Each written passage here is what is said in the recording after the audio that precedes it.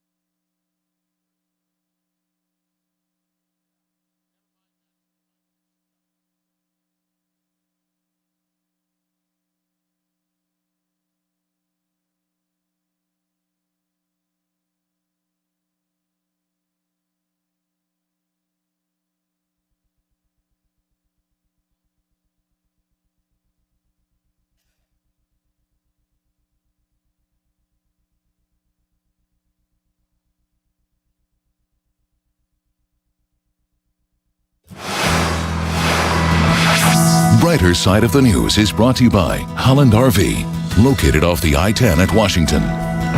Agua Caliente Resort Casino Spa Rancho Mirage hosting the only fireworks show in the Coachella Valley Saturday, July 4th. If you don't want to head out there, because you can go out and watch it in person, but it will be fewer people than before, you can always watch it at home on our sister station KPSC live at 9, or we will replay it here on NBC Palm Springs at 11. We hope you join us back here at 11. We'll be back tonight. Have a good one.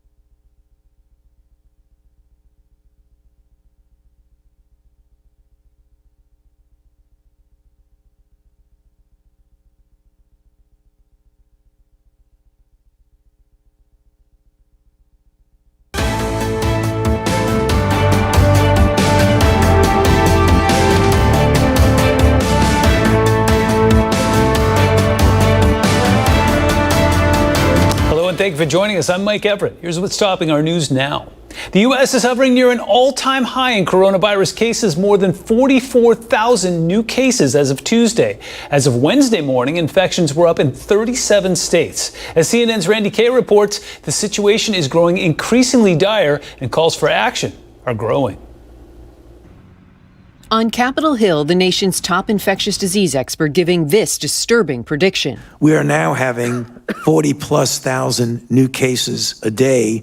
I would not be surprised if we go up to 100,000 a day if this does not turn around. And so I am very concerned. Dr. Anthony Fauci telling a Senate Health Committee that no section of the country is safe from the coronavirus. We're going in the wrong direction. If you look at the curves of the new cases, clearly we are not in total control right now. And with new weekly confirmed cases increasing in at least 37 states this morning, Fauci says, I'm very concerned about what's going on right now, particularly in the 4 states that are accounting for about 50% of the new infections. 2 of them are Florida and California, where the governors are taking different approaches on handling the drastic rise in cases within their borders. Florida Governor Ron DeSantis is still resisting taking more aggressive measures statewide to help slow the spread, as the Sunshine State added nearly 6,100 new reported cases to its tally on Tuesday. We're not going back, closing things. I don't think that really is what's driving it. We're open. We know who we need to protect. Meantime, in California, nearly 6,400 new infections reported. Governor Gavin Newsom sending this warning, saying tighter restrictions may be on the table as soon as today. The framework for us is this: if you're not going to stay home and you're not going to wear masks in public, we have to enforce, and we will. Masks are mandatory in all of California, and Newsom says it's up to local leaders to make sure residents are wearing them. We'll be doing more to focus on enforcement in this state. Primarily, it's local enforcement. But in Florida, facial covering rules are up to cities and counties. Yeah, all leaders should set the example. I set the example here in Miami-Dade. I wear the mask because I want to protect you. The CDC director telling lawmakers this very same message, asking young people to take the lead. It is critical that we all take the personal responsibility to slow the transmission of COVID-19 and embrace the universal use of face coverings. And despite repeated warnings against large gatherings, President Trump will attend an early Independence Day event in South Dakota Friday. Masks will not be required. Those who want to come and join us will be giving out free face masks if they choose to wear one, but we won't be social distancing.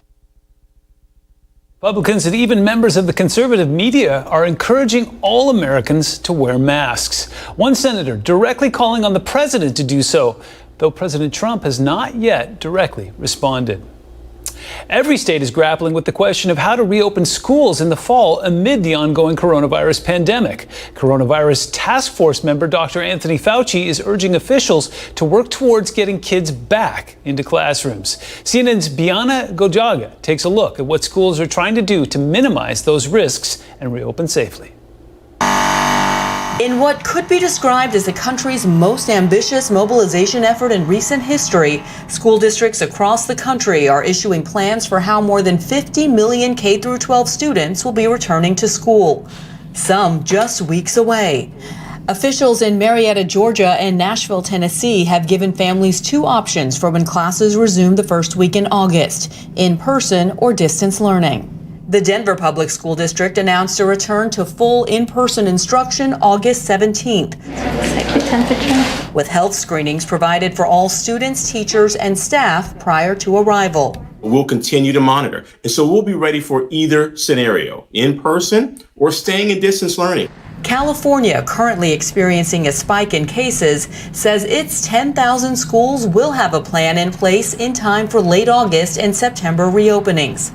In the Northeast, the governors of the states initially hit hardest by COVID-19, but now seeing a decline in cases, are hopeful that that trend will continue and classes can resume in the fall. We have every expectation that our kids will return to their schools come September. Continued isolation poses very real risks to our kids' mental and physical health. Even states experiencing the brunt of the virus now, like Texas and Florida, are still planning for an August return to the classroom. There's not going to be a substitute for that in-person instruction.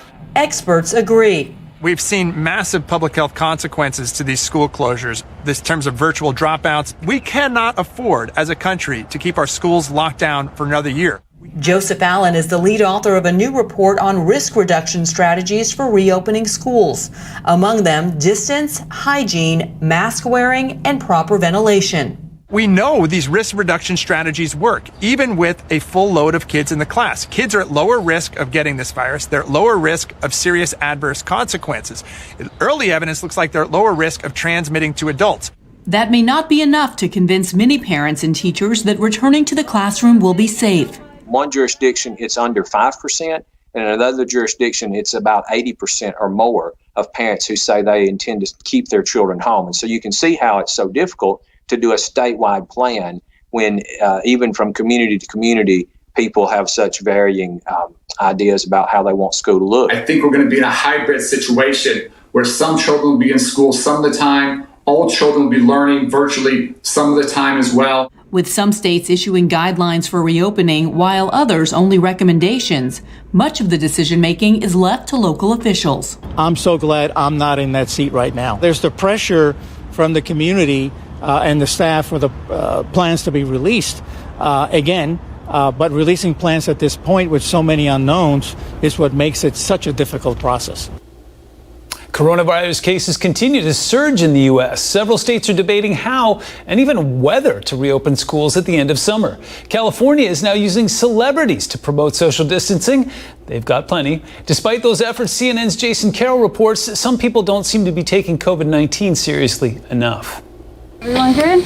Across the country, numbers continue to surge. The U.S. saw 50,203 newly confirmed COVID cases Wednesday, a new record for a single day. At least 5 states, Arizona, California, Tennessee, North Carolina, and Texas, saw record high numbers of new cases. And then today, Florida alone reported more than 10,000 new cases, which marks a new daily record high. The pandemic not stopping some in Tuscaloosa, Alabama, from attending what one city council member describes as COVID parties.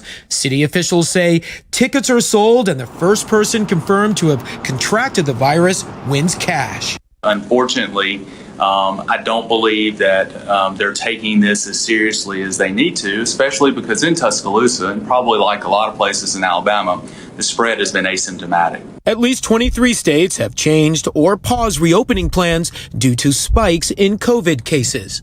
Today, the nation's top disease expert, Dr. Anthony Fauci, telling the BBC some states may have reopened too soon. In the United States, even in the most a strict lockdown, only about 50% of the country locked down. That allowed the perpetuation of the outbreak that we never did get under very good control. While states such as New Jersey say they are continuing with some reopening efforts, casinos opening their doors today, California